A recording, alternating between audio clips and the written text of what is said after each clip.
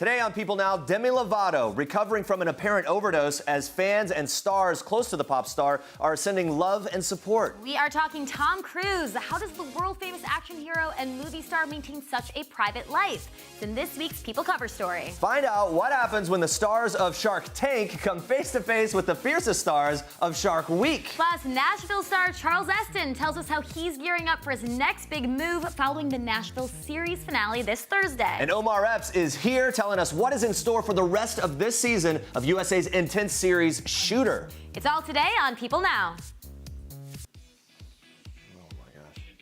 Oh my gosh. Hey guys, happy Wednesday. Welcome to People Now. Great to see you. A very special birthday for all you Friends fans out there. Ones that's got us asking the question, how you doing? That's good. Trying. Yes, you guessed it. How you doing? It is Matt LeBlanc's birthday, so we are celebrating the star with some of his most iconic Joey Tribbiani quotes from Friends.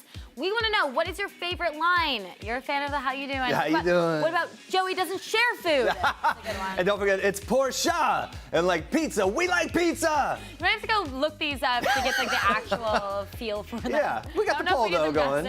We'll be back to check in on the results a little later. Now for now, guys, here's what you need to know and what's trending today. I need to open up a company for the transfer of all of that info regarding our friend David, so that I'm going to do that right away. I've actually come up and I've spoken to Alan Weisselberg about how to set the whole thing up with So what are we going to pay? funding. Yes, and it's all the stuff, because you never know where that company, you never know where he's going to be. Correct. So I'm all over that, and I spoke to Alan about it when it comes time for the financing, which will be. Listen, what financing? We'll have to pay you. So Don't pay with cash. No. That's just a clip from a nearly 3-minute conversation between President Donald Trump and lawyer Michael Cohen discussing a potential payment to former Playboy model Karen McDougal. The leaked conversation was secretly recorded by Cohen 2 months before the 2016 presidential election, exclusively airing in its entirety Tuesday night on CNN's Cuomo Prime Time. Now, lots to unpack here. Let's kind of break down some of it. McDougal claims to have had an affair with the president right around the time Melania Trump gave birth to first son Barron and was planning to sell the rights to her story to the National Enquirer. Now, Trump can be heard discussing with Cohen how they would buy the rights themselves, the latter explaining his plans to set up a company and finance the purchase from National Enquirer's publisher, American Media. Now, what's heard next is not entirely clear. Trump appears to say pay with cash, but it's unclear whether he suggests paying with cash or not paying at all.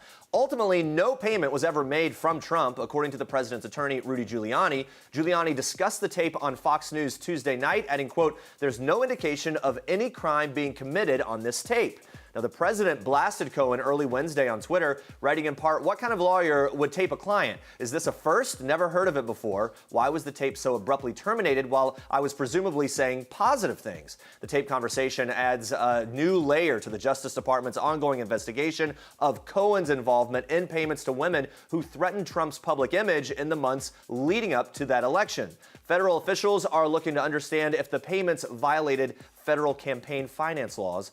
People.com for more details on this as it continues to develop.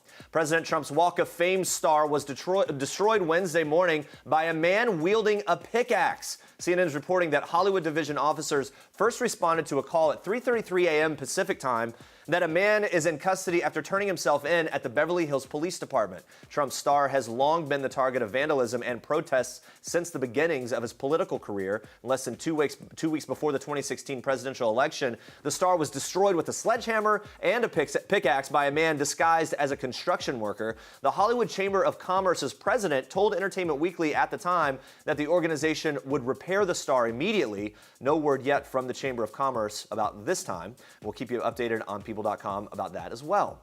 Guys, Demi Lovato is not being investigated by police after an apparent overdose at her Hollywood Hills home on Tuesday morning. A spokesperson for the Los Angeles Police Department tells People the pop star is not under any form of criminal investigation. Officers reportedly did not find any drugs at the scene, nor would Lovato cooperate when asked what she had taken. According to the blast, LAPD officers collected a, quote, item of evidence related to illegal drugs not typically associated with heroin. Meanwhile, TMZ reports that police did not take any drugs into evidence from Lovato's home. The 25-year-old singer is currently stable and recovering in the hospital alongside her family. A source with knowledge of the star's ongoing sobriety struggle previously told People this is what so many feared. She adds, she's not been sober for quite some time, but more tragically has had no interest in being sober. The source says that when Lovato publicly split with her life coach, Mike Bayer, some in her inner circle feared it was due to her believing that she could use controlled substances responsibly, leading to a, quote, slippery slope.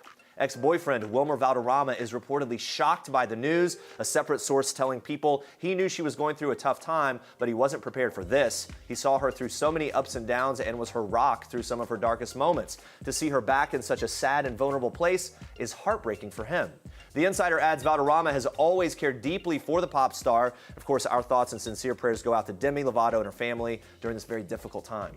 Guys, Tom Cruise may be back on screen in Mission Impossible Fallout, but the action hero is more intensely private than ever these days. In this week's People cover story, he tells People that he's wanted to make movies since he was 4 years old. He adds, quote, to be able to entertain an audience, that was my dream. And at 56, he has more than achieved that dream, enjoying international movie star status for almost 4 decades now.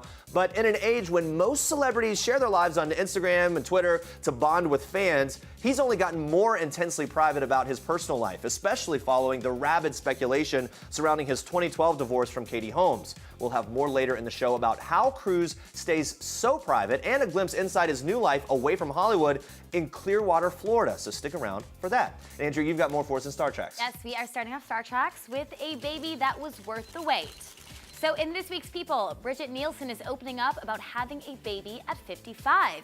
The actress welcomed her daughter, Frida, on June 22nd after more than 10 years of in vitro fertilization treatment.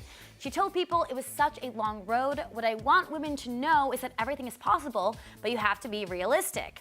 So shortly after meeting her husband, Mattia Desi, at age 40, she froze her eggs. But still, there was no guarantee. She told People if you do IVF, 80% of the time it doesn't work. So clearly, Nielsen beat the odds, though the road was rough. She says there was a lot of disappointment. Now, she credits her resilience to a positive attitude, emotional support from husband Desi, and research. She read everything she could about the process. She even jokes, I could probably work in an IVF clinic now. You should understand how difficult it is.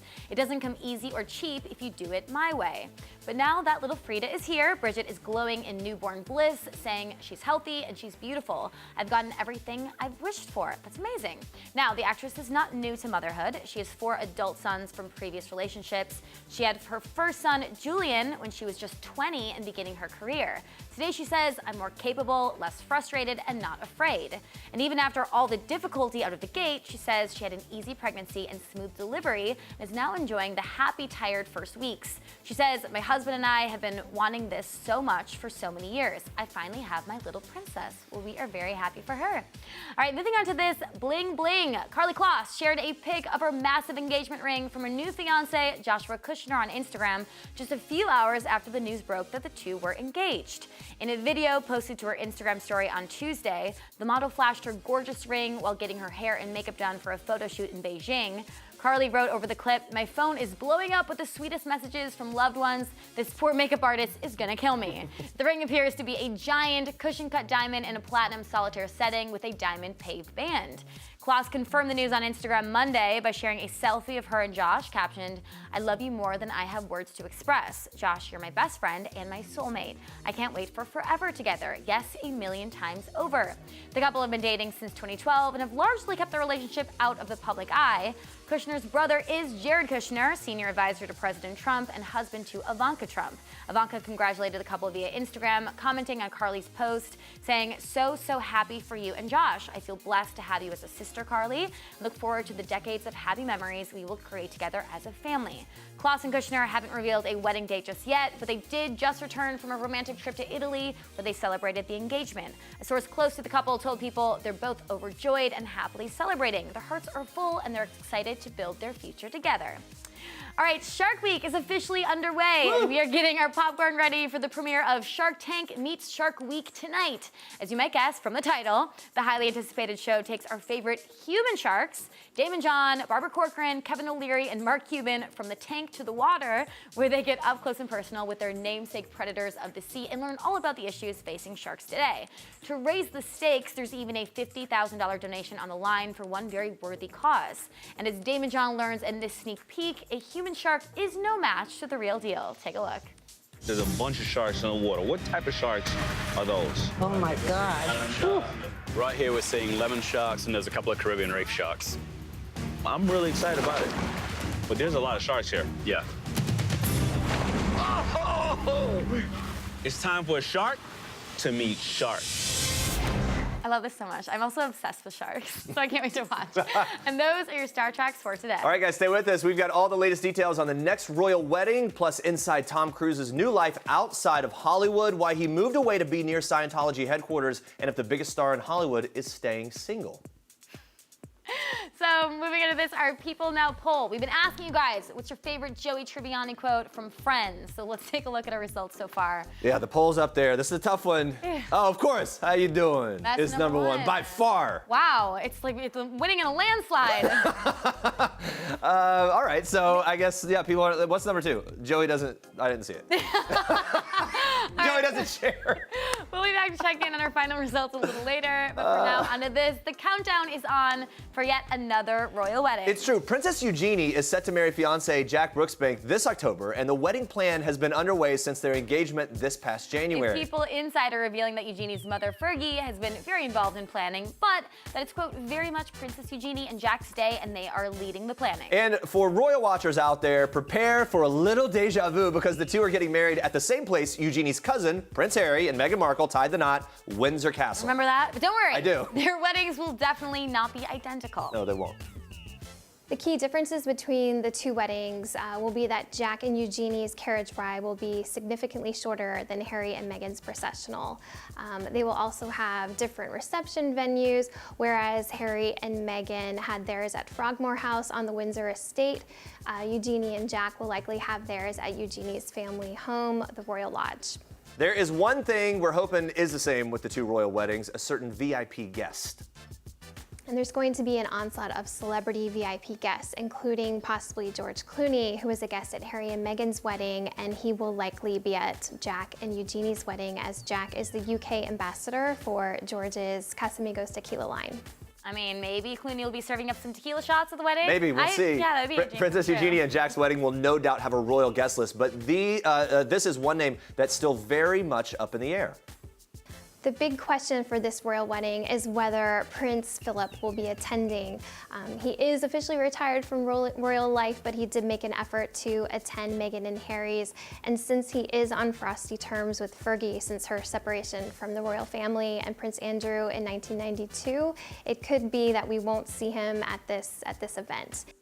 I'm excited for another royal Yeah, me too. wedding. It'll be Because fun. everyone's happy. It's always good vibes. Yeah. All right, in this week's People Cover story, we are taking a revealing look inside Tom Cruise's notoriously private life. Even his Mission Impossible Fallout co-star Simon Pegg acknowledges just how elusive Cruise can be. He tells People this. He says, quote, "He's a mysterious figure in many ways. People speculate about him and decide the truth about him. He doesn't really do anything. He steps back from all that." Cruise has a few strategies for keeping his private life private. He spends most of his time on movie sets and living in hotel rooms. And he hasn't been in a serious relationship since 2012. That's his longest stretch of singledom in his adult life that we know of. Yeah, another way he keeps his privacy intact, he hasn't granted an extensive interview since a 2012 sit-down with People, and those close to him don't expect that to change anytime soon. And probably the biggest of all, Los Angeles is no longer where he calls home. In 2016, Cruise sold his properties there, including his massive $39 million Beverly Hills compound. Yeah, no big deal. In its place, Yeah. in its place, he bought a penthouse apartment in Clearwater, Florida, just a block from the Church of Scientology's international headquarters.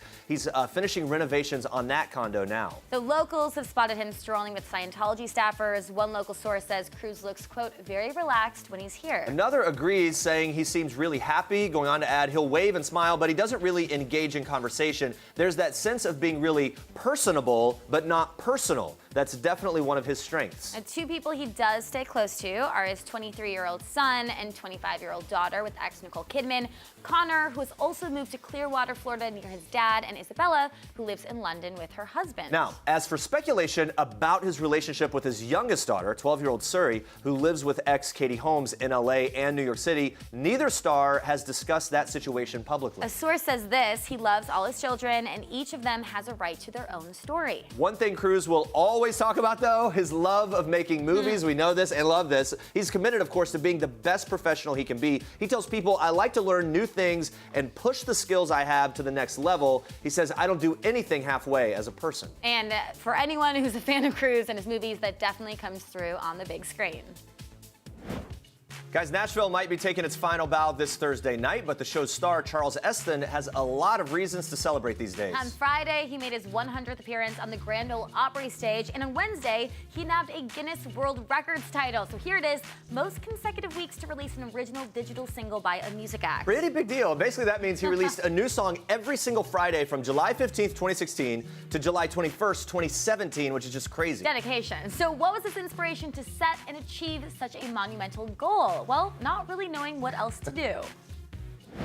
I'd been in Nashville for about 4 years, and I'd been writing a ton, and I'd even recorded a bunch, and I didn't know, am I gonna do an EP, am I gonna do an album? And so I suddenly said, you know what, it's late enough in the game, I mean, it's enough technology just to do a single. It can be a singles world, and whatever people make their own albums, or playlists, as as we call them. So I actually stood by my favorite creek, lifted my phone to the sky. Friday after that, I'm gonna put out another single, and you get it, every single Friday. For a guy that hasn't put out any music, now I'm gonna put out too much. So it was 54 singles over the course of 54 weeks. What's your newest goal? Wow. You know what? I think there's got to be times when you finish something and you take a deep breath. My goal was to get through the finish line of Nashville, to see it through, to see this character of Deacon while I do it, to finish that music. And then there's a moment just going in silence. I'll be at the beach and I'll be sitting there going, all right, now what? I get to be out performing my music. I get to be doing the Opry when I like to. So I'm very busy while I focus on what exactly is next. Well, whatever he has got in store for us next, we guarantee it's going to be good. He's so talented. I know, and be sure to tune in tomorrow because Charles is giving us a sneak peek at the series finale of Nashville, and you do not want to miss that. But in the meantime, we had to ask about his on-screen daughters, Lennon and Maisy Stella. They share the most screen time together on the show. Turns out they swapped some pretty interesting talents in their downtime on set. Watch this. I'm pretty sure that they were where I learned to dab. No, I'm not going to do it. That was the next you saw. Look at the faces.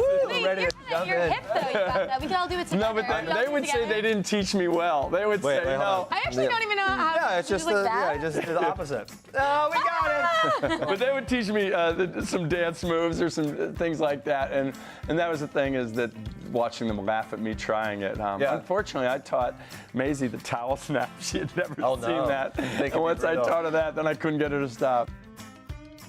What, you are Atlas? I am who I need to be minute by minute. All right, man, I've sent stuff all over the world. All right, Iran, Kuwait. Last month there was some small city in Nigeria called YOLO. Would that bomb kill 30 kids in school? Look, I told you I'm a middleman. If I didn't stop to sell, someone else would. Come on, man. Hate the game, not the player. Wow, it's intense. We'll have you on the edge of your seat. USA Network Shooter Season 3 in full swing. Join us now, one of the stars, the one and only Omar Epps. Thank you so much for being here. How's it going? Yeah, it's good to talk to you. You're so stylish. Thank you. You know, just summer. It's no big deal. Just dive in. Okay, let's get into it. In Shooter, you play Isaac Johnson, a former Marine and commanding officer of Bob Lee Swagger, played by Ryan Phillippe. Now, this show is very intense, violent, gets your adrenaline going. Yeah. Is there anything you have to do to kind of get in that mindset as you get on set? You got to prepare. We train. I mean, we really get into these roles, and it's physically demanding. So, before we shoot, I get into training mode, and we go out to Utah and do some weapons training, but we're having a blast. Yeah. What kind of physical workouts are you doing to prepare? Just all around, CrossFit, all different types of stuff. Yeah. Are you always that guy, even if this wasn't the role for you? Or are you kind of in it, Oh, absolutely. I mean, but every role is different. So some is just more mental, some is more physical. Yeah, so you had to dial it in there. Shooter, of course, based off the movie with Mark Wahlberg. People love that. Yep. What's the fan reaction been? People that love that movie that are now like connecting to the show. What's the reaction been when people? It's been great. In the first season, people were like, "Wait a minute," they were, because people love the movie so much. But we really get to stretch out the stories and the characters, and so in that first season, people were like, "Okay." Yeah, they had to feel it out. Like, let's see if they can do it and make it work. Yeah, that's great. There are a lot of conspiracies that kind of drive the plot of Shooter. Are you into any of the conspiracies? Are you a believer of any of these? I mean, what's a conspiracy now? Like, what's not a conspiracy now, right? Everything's kind of being done in our face, so I don't know. So you kind of think everything going on is a conspiracy? Sometimes it seems so bizarre. Yeah. Right? It was just like you turn on the news and you're like, this is just unbelievable, but it's happening, so. Kind of feels like, hey, let's question everything. One big conspiracy. Wait this out, see how it turns out. Did I wake up this morning? I'm up. Okay. No conspiracy. Yeah, that's a good one. So look, since he's not here, spill the beans a little bit. One thing that we'd be surprised to know about your co-star, Ryan Phillippe. Ryan? Yeah. Surprised to know? Yeah. He's a cool dude, man. He's really down to earth, laid back dude. Can we go through, can we talk about the sort of evolution of his name? Because forever it was Felipe. I think it's Phillippe. Now it's Philip. Do you know? But do you know what I mean? Like initially people got to know him the other way, and then he went. So they took it and ran with it. They took it and ran with it. He's like, whoa. Yeah. It's Phillippe. To be clear. All right, that's what he says. Right. When he's hanging out with you guys, Phillippe. I just call him Ryan. Okay. All right. Fine. I was very passionate about clearing that up. I want to talk about this. So Shooter has come with a few controversies. Some people say the show glamorizes gun use. The season 1 premiere was actually held back a few years ago after the real-life tragic shooting. I mean, with gun violence in America seemingly not getting any better, what do you say to people that think it's not a good idea to have shows like this? Oh, I mean, well, one, it's the weapons in the show come from the military. You know, our characters are military characters, and they're professionals. And at the end of the day, you know, there is a debate on gun violence in this country. We, you know, speaking for the show, yeah, we feel that gun laws need to be revisited.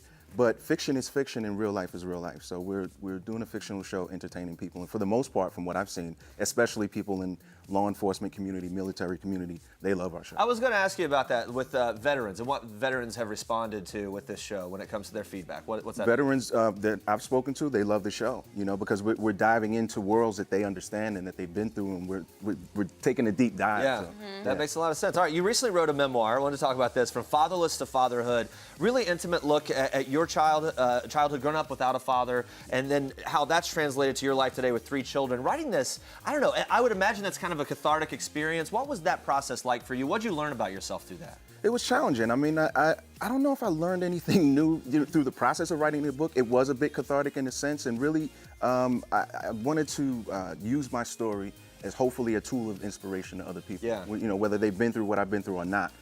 People that have read the book, you know, who've grown up with their parents, have said that they've gotten something from it as well. I guess a little twist on that. Instead of maybe the process of writing the book might not have been so cathartic, but maybe being a father, what have you learned the most about yourself as a dad that maybe has changed your perspective of the way you grew up or affected that? That's a very interesting question. Fatherhood is just something it's ever changing. It happens in phases as life does. So I'm very upfront with my kids, and I'm like, listen, you know, like my oldest is 19. Sometimes I'm like, I've never been the father of a 19-year-old. I'm figuring this out as you are. Yeah. But the biggest thing that I've learned is you have to be active and you have to be present. You know, time is the most valuable thing that a child is going to remember. They're not going to remember, you know, toys and clothes. They're going to remember the time you spent with them. Are you a strict parent or a little overprotective? I can be. Yeah. Like in what ways? I can be, but I wouldn't. My wife and I, we balance who's the disciplinarian. I'm more like the mental, you know, sit you in a room, interrogate you. Yeah. You know. Yeah, how do you deal with dating? Because I feel like, you know, if you're a protected dad and you don't want to see your daughter with the wrong person and stuff, like how? I'm not dealing with it. No, you're not. It's out there somewhere. I'm still in denial. Your daughter just recently went to prom, right? Yeah, last year. But to your point, that's a great point. You want your daughter to end up with someone who's nice, like a nice guy. Yeah. You know. Yeah. All right. When you talk about your memoir, so what's one of the more meaningful responses you've gotten from a parent who read the book? That it's a necessary read for kids, for young people coming up, just men, women in general. That's been one of the most profound responses I've gotten. You know, like it's one thing for, you know, fans to read it, the general public to read it, but then when your family, the kids read it, right? Like, was there any response from maybe like your oldest? They haven't read it yet. Oh, they haven't? My oldest has one, but she hasn't told me she's read it. So. Okay. But they lived the second half of the book is their life. Yeah. So. Yeah, that's was true. the process of writing it, were they aware you were doing it and that you were including pieces of like their childhood and all that? Were they? Yeah, they were, but they don't pay attention to anything. They got their own thing going. They got their own life. Yeah, like, They whatever do what they want to do. I like that. Before you go, I have to mention this. You were officially asked to join the Academy of Motion Pictures. Yes. What does that mean to you, and where were you when you found out? What was your reaction? I can't remember where I was exactly, but it's such an honor. Just to be amongst that group of peers is just such an honor, and I'm humbled and excited, super excited. Well, it's kind of interesting now, like with the expanding, the Academy's growing. Have you talked to other people who are new that have recently been invited in? Yeah, a couple of people I've spoken to, and we're all just really happy. And I just think, diversifying the Academy, it's reflective of what our world looks like. So that's kind of cool. Yeah, and do you feel like the steps that are being taken are going to be effective in that way? Yeah, I mean, it won't change overnight. No, right. But it'll take time. It's different points of view, and there's always strength in numbers. And I'm just excited. I'm really excited about that. Yeah, that's really cool. Yeah. Well, thank you so much. Thank you so much for having me. Yeah, it's great to talk to you, man. You Congrats. can catch the USA Network's Shooter Thursdays at 10 p.m. Eastern.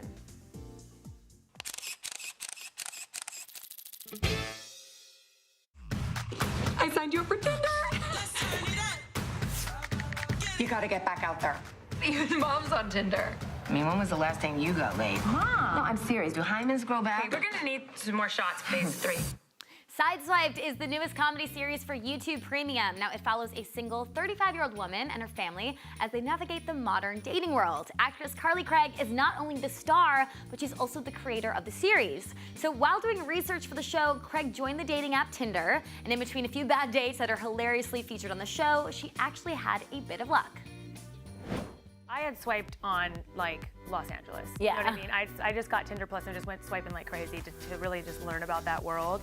And I was going through the messages. And his messages, first one was like Happy Mother's Day, because it was a Mother's Day and I missed that one.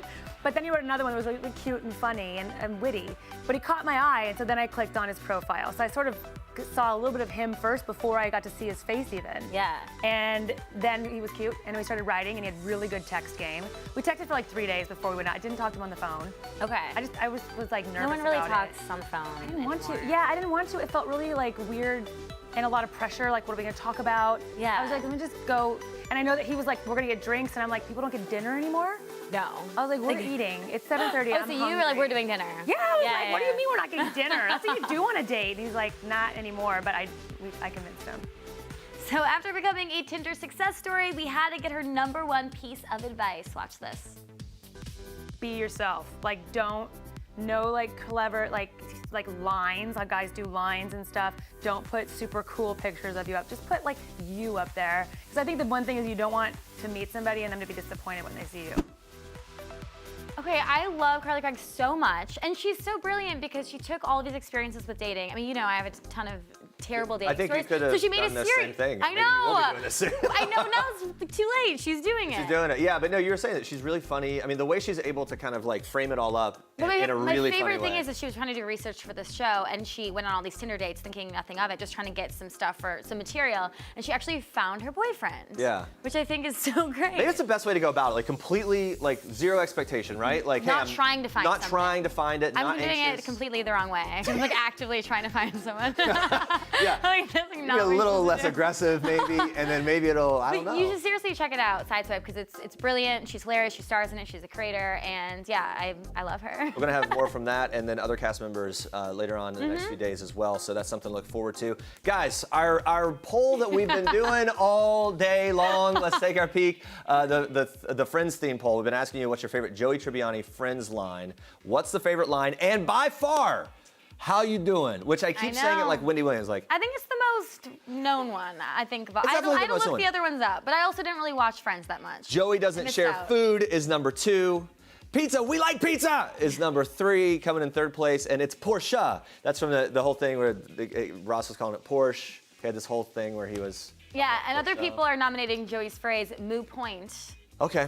Remember that one? Instead of moot point. Yeah, instead of moot point. Yeah. So many to choose from. And you know what's great at this point? I think it's great because like a whole new generation are discovering Friends now that it's streaming. People are like binging Friends all the time, which I think is great because if you missed it the first go round, you can watch it now, and it's still hilarious. And let's just say this: in the world of reboots, Friends needs to come on back. I know. Is that a possibility? Yes. I feel like anything's should. possible at this point. That would be one that definitely should. TV More than gods, most of make the it happen. Streaming Netflixy people, make it happen. All right, we'll be back tomorrow with another question of the day. So so make sure to tune in to People Now. Guys, coming up tomorrow, Jonathan Rhys-Meyers is here live talking about his latest film, Damascus Cover. We're very excited to talk about that. Yes. Plus, Charles Esten is giving us a sneak peek of Nashville series finale. You do not want to miss it. I can't believe it's over. I can't believe it's over. He's doing great things with his music. Also, his daughter is doing great things with music. After he was here doing the interview, he actually brought us over, brought up his daughter's music and let us listen to it. He's so proud. He's so sweet, and he's here with his wife. Yeah. We're listening to the music. I feel like we're part of the family. He did the best job, movie star job, or like famous guy job of making us feel like we're actually really friends. Yeah, who knows what's next. How long will he respond to our DMs? All right, thank you guys for watching. For now, we leave you with one last thing from actress Patty Murin. Bye, guys. Dear Charles. Hi, I'm Patty Murin from Frozen on Broadway, and this is One Last Thing. My last big splurge was a house. Kind of a big one. The last song that was stuck in my head was probably Let It Go, to be totally honest. It's kind of always on a loop. The last time I laughed so hard I cried was definitely when my husband and I watched the entire first season of Nailed It on Netflix, and if you haven't watched it yet, go immediately and do it right now.